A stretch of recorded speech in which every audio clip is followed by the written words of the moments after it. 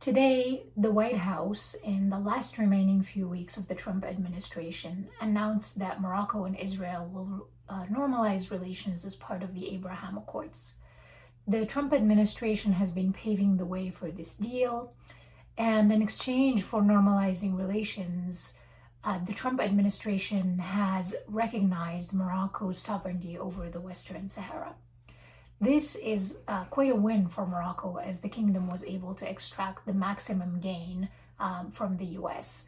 Normalizing relations with Israel would have been a risky move domestically, as it could have generated opposition and popular anger, but doing it in the context of the Western Sahara makes that popular anger less likely.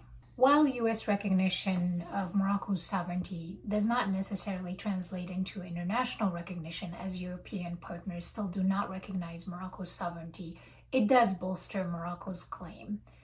And it bolsters its position at the UN, making security action that assumes the Western Sahara is disputed territory significantly less likely. The announcement today was preceded a few weeks ago by the UAE opening a consulate in Laayoune.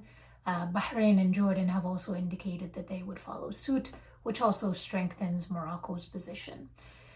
In terms of Israel, this additional normalization allows Israel to pursue peace directly with Arab states, circumventing Palestinians in peace negotiation.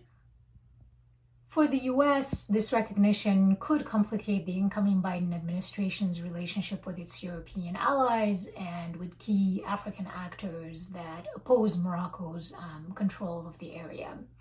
But given the list of priorities and global challenges that face the US and the EU, this issue is likely to be low on the priority list. It does, however, complicate US-Algerian relationships, as Algeria continues to support self-determination for Sahrawis and ultimately independence for the Western Sahara. This paradoxically also complicates US-Moroccan relations, because now the US has no flexibility on the Western Sahara. And if the incoming Biden administration were to not abide by the Trump administration's position, US-Moroccan relations would sour.